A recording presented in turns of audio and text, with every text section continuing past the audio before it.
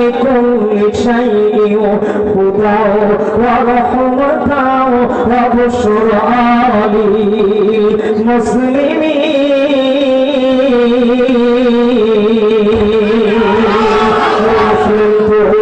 আজও কেন বসে চারিদিকে ওই মা বোনদের কান্নার আওয়াজ আসে আমার চতুর্দিকে ভরে গেছে দেখো মুসলমানের লাশে ওর মুসলিম তুই আজও কেন বসে না কেন বুঝে বোবার মতো থাকবি কতকাল দুনিয়ার এই স্বার্থের লোভে হইয়া মাতাল আজকে তোর চেহারাই বীর খালিদের আজকে তোর চেহারাই বীর খালিদের আজকে তোর চেহারাই বীর খালিদের প্রতীক ছবি ভাসে ওর মুসলিম তুই আজও কেন বসে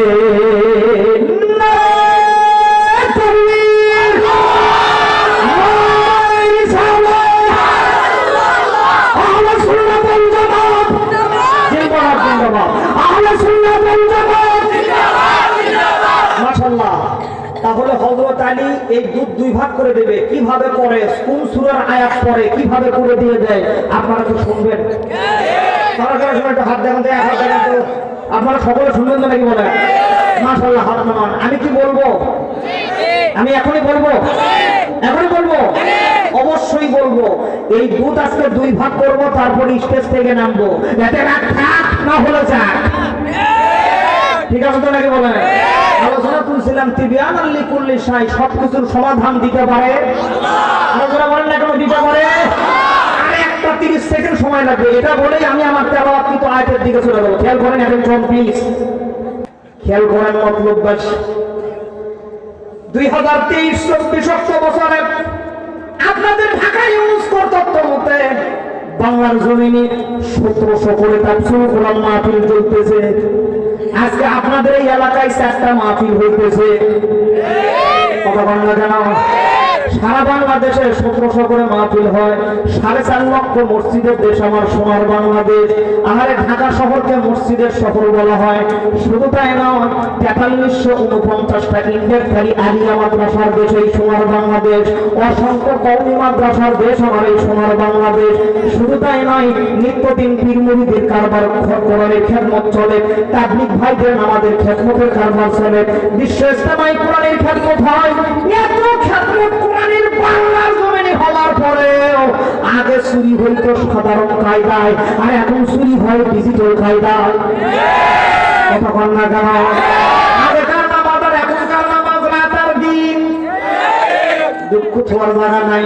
যদি এই মাহফিল দিয়ে মানুষ হেদায়েত হইতো তাহলে প্রতিদিন 1700 করে মানুষ প্রতিটা মাহফিলে যদি একটা করে মানুষ হেদায়েত হইতো তাহলে প্রত্যেকটা মাহফিলে একটা করে হইলে সারা বাংলাদেশ 1700 মানুষ হেদায়েত হইতো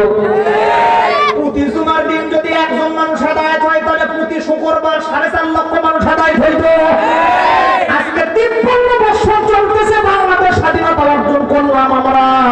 এত কিছু খেদমত হওয়ার পরেও দিন দিন কেন সোনার বাংলা রসাতলে যায় এর পিছনে কারণ কি বোঝা গেল আজকে মানুষ হেদায়েত হওয়ার সম্ভাবনা না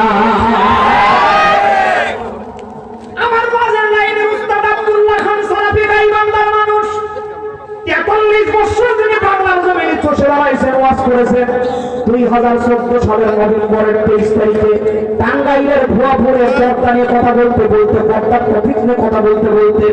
স্টেজের মধ্যে কলিজা হাত ব্লক হয়ে দুনিয়ার থেকে আল্লাহর ডাকে সাড়া দিল বক্তারা এত পর্দার ওয়াজ করে তাও বাংলাদেশে পর্দার অবস্থা বরং আগের টাই ভালো ছিল এখনকার ভূমিকা খালি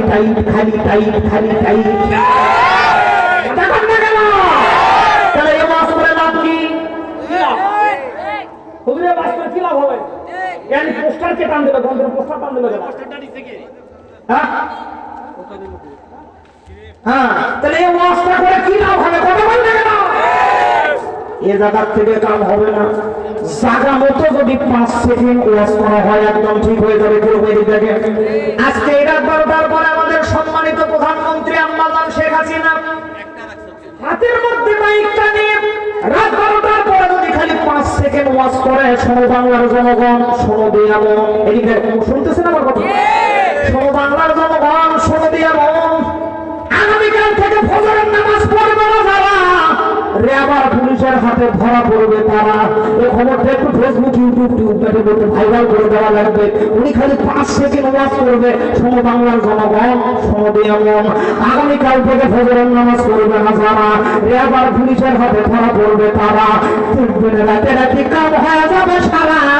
জীবনে মসজিদে যায়নি যারা। এই খবর শোনার পরে আগামীকাল মসজিদের ফজরের নামাজের মুয়াজ্জিন হবে তারা।